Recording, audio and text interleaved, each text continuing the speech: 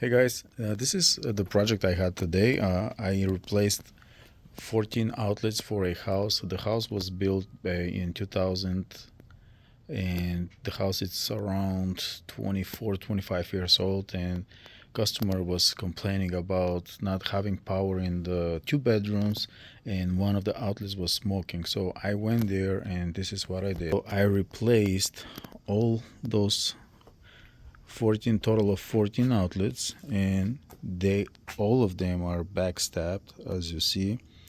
Neither one of those outlets actually I have one, and actually this one is done right. Let me put it here, and this one is done the way it's supposed to be, but the rest of those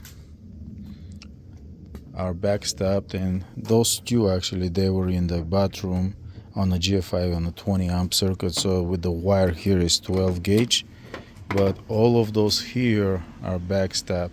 So basically out of 12 backstabbed outlets, I got 4 which are damaged. This is pretty much like 30%, I will say. Is that right? Yeah, that's like 33% out of the backstab outlets are bad. So as you see, this one is, let me show you this one.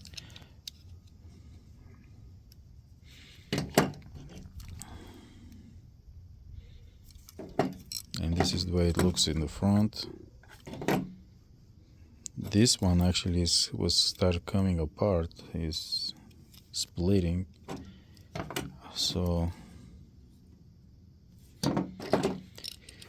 yeah, what I'm trying to say that this is the way you better do an outlet, even if it's a 14 gauge wire. I know it takes longer, but instead of doing it quick, I will say do it right. So for more videos, go ahead and subscribe the button, and thank you for watching. I'll see you next time.